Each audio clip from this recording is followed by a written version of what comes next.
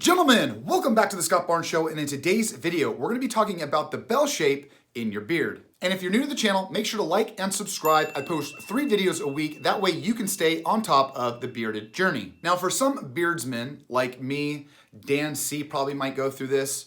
There comes a point in our beard, how we comb it, how we style it, and actually how we shape it that can control which shapes we want in our beard. Now let's start there with shapes.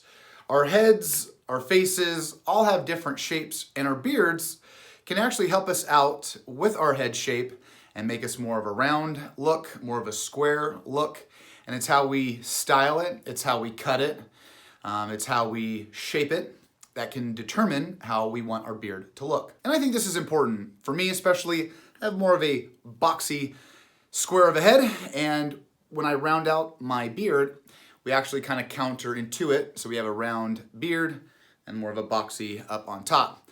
And if you really want to go for a square box, we can box out our beard and have a complete rectangle. So for me, and what I think a lot of you guys should be doing, is kind of going counterintuitive of what the top and the bottom shapes of your head and your beard are. Let me explain. So just like I said, if you have a round shape head, if you're bald, if you're going for, the shaved head look, grow out a nice square beard, all right? Keep it nice and tight. Let's not go too much of a round look. And this is giving us a good flow when it comes to shapes. So that way we have like a nice teardrop effect, if you will. We can have the vice versa. We can have a round shaped, with a nice faux hawk in the end. These are things to look out for when you're growing out your beard. They can help you out if you have a not so strong game on top and fill you in on the bottom. So these are things to think about when you're styling and shaping your beard, of how you want the whole image and the whole shape to look like. With that example, we gotta be mindful about how our beard shapes are coming.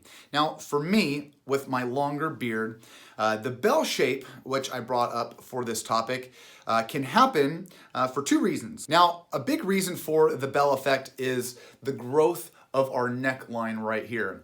It's pushing out our beards into this bell look. Now, I did a video about trimming up and cutting up the neckline right here because the neckline is so important to not only bring our beard girth, but to bring it shape. Now, another reason why this is happening is how we're styling it. Now, if I take my brush and I bring my brush out and I comb it out here and here, obviously we're really emphasizing the bell shape, but it's important to have follow through. So I always like to bring out my beard to keep it nice and straight. But once we get here, we either need to take our hand or we need to take our brush, and we really need to either pull down without twisting, or we need to take the back of our hand and push down and pull it forward. And that's alleviating this portion of our beard to be pushed out. And right now, my beard has some really good length on it, and the longer it gets, the more prone it is to have that bell shape. So remember, like I said, you guys, we need to either pull it down into our under chin or take our brush, slide it right down into our chin. That way we can have a nice rounded look. In doing those things to combat the bell, we have to watch out for these things. We really need to take care of our beards when we're growing it out. We need to be on point